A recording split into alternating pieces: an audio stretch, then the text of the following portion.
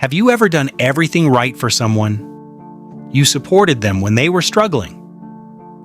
You answered their late-night calls. You forgave them over and over again. You put their happiness before your own. Yet somehow, you're the one who gets ignored, taken for granted, or worse, betrayed. It's confusing, isn't it? Because we've been taught something our entire lives. If you're kind, people will be kind back. If you always help others, they'll appreciate you. Good people always win in the end. But what if that's only half the story? What if being too nice doesn't make people respect you? What if it actually makes some people value you less? That sounds unfair, maybe even cruel. But psychology tells us something surprising. Being kind is one of the greatest qualities a person can have. Being too nice, however, can slowly become self-destruction disguised as kindness. And the most dangerous part? Most people don't even realize they're doing it. By the end of this video, you'll understand why good people are often overlooked, why people pleasers attract manipulators, and the simple psychological shift that changes everything. Because sometimes, the person hurting you the most isn't someone else. It's the version of yourself that believes saying no makes you a bad person. Chapter 1. Why being nice feels so good. Let's start with a simple question. Why do we enjoy helping people? The answer is actually inside your brain. Whenever you help someone, comfort a friend, donate to charity, or make another person smile, your brain rewards you. It releases chemicals associated with pleasure, connection, and emotional satisfaction. Helping others literally feels good. And that's beautiful. Human civilization exists because we cooperate. Kindness builds friendships, families, communities, trust. Without kindness, society wouldn't survive. So being nice isn't the problem. The problem begins when kindness stops being a choice and becomes a requirement. When your happiness depends on making everyone else happy, your brain quietly starts learning something dangerous. Their needs matter more than mine. You may not say those words out loud, but your behavior repeats them every single day. You apologize, even when you did nothing wrong. You agree, even when you disagree. You stay silent, even when you're deeply hurt. Not because you want to, because you're afraid of what might happen if you don't. And that's where kindness slowly transforms into people-pleasing. Chapter 2, The Invisible Trap. Imagine two co-workers, both are equally skilled. One politely says, "I'm sorry, I can't stay late today." The other immediately says, "Of course, no problem, I'll do it." Again and again and again. At first, everyone loves the second person. They're reliable, helpful, always available. But something strange starts happening over time. People stop appreciating the extra effort. Instead, they begin expecting it. The favor slowly turns into responsibility. The choice turns into obligation. And eventually, nobody even says thank you. Why?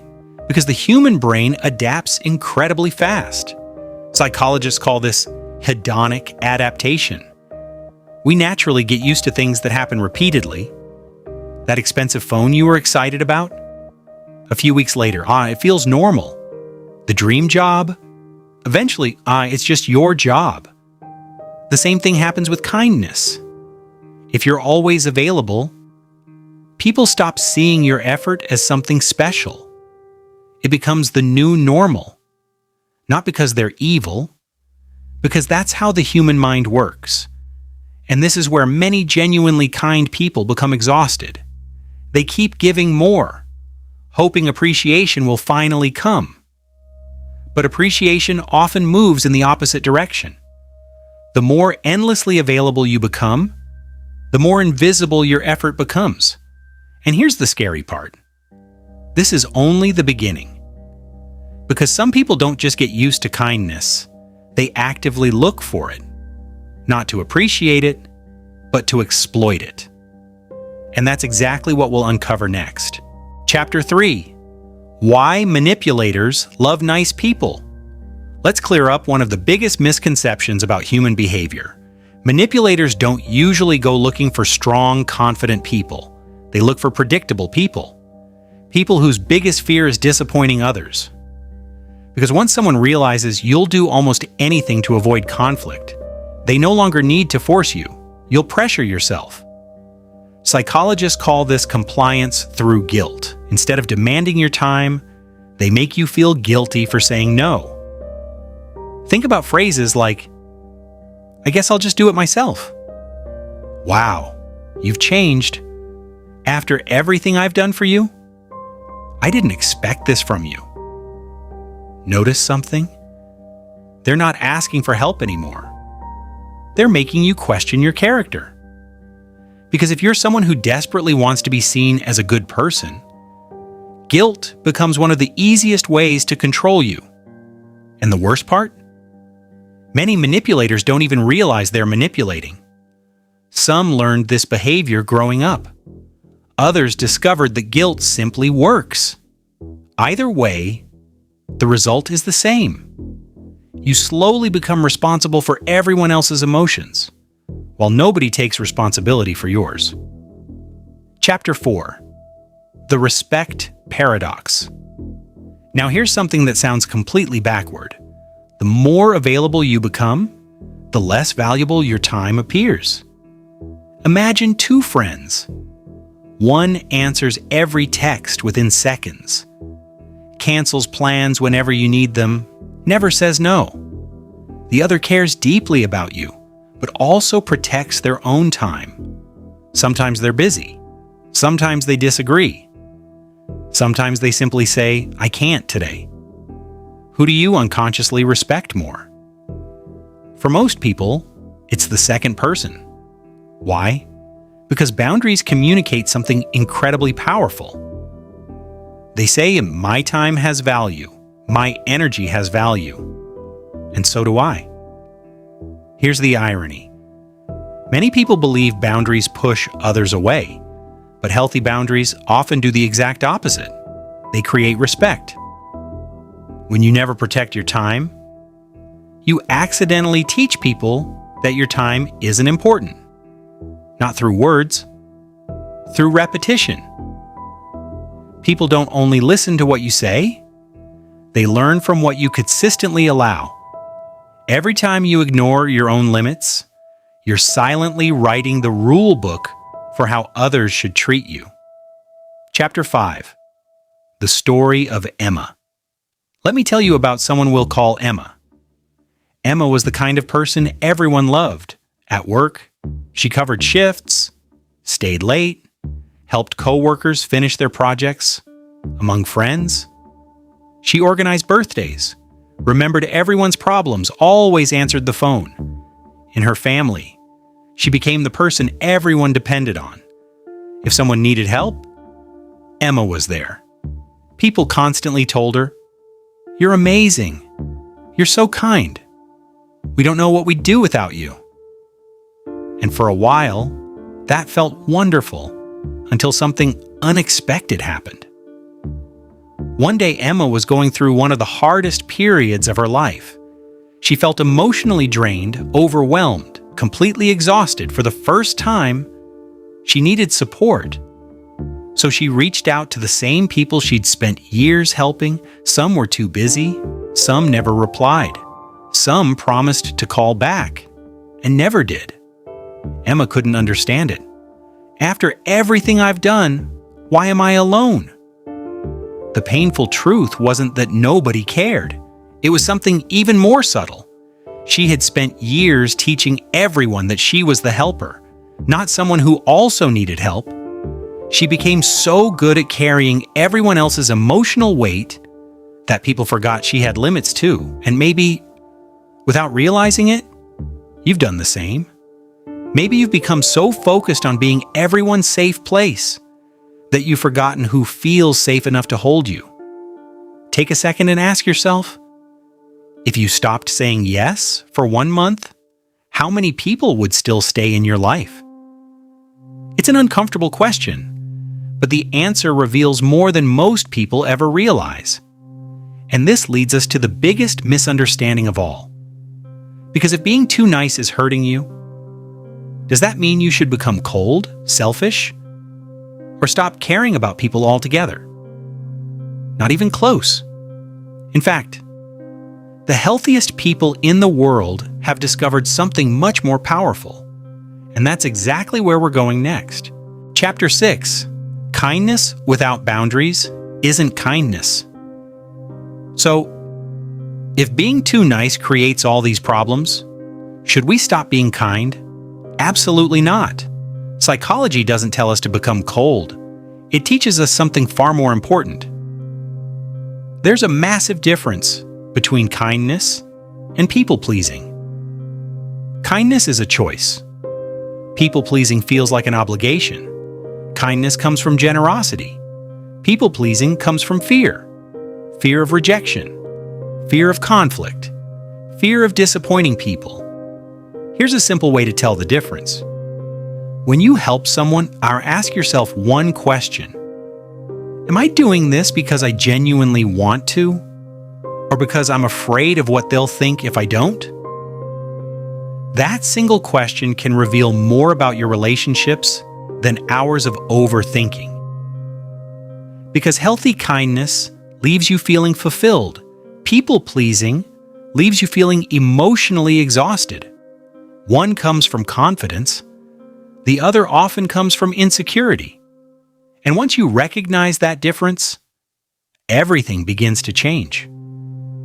Chapter 7. The Power of One Simple Word. There's one word that many people struggle to say, no, not because it's difficult, because of what they imagine will happen afterward. What if they get upset? What if they stop liking me? What if they think I'm selfish? But here's the truth. Every single time you say yes to something you don't want, you're also saying no to something else. Maybe your peace, maybe your health, maybe your family, maybe your own happiness. Your time is limited, your energy is limited, and every unnecessary yes quietly steals both. Here's something psychologists have observed for years. People with healthy boundaries don't have fewer relationships. They often have better relationships. Why? Because honesty creates trust. People always know where they stand with them. There's no hidden resentment, no silent frustration, no emotional scorekeeping, just clear expectations.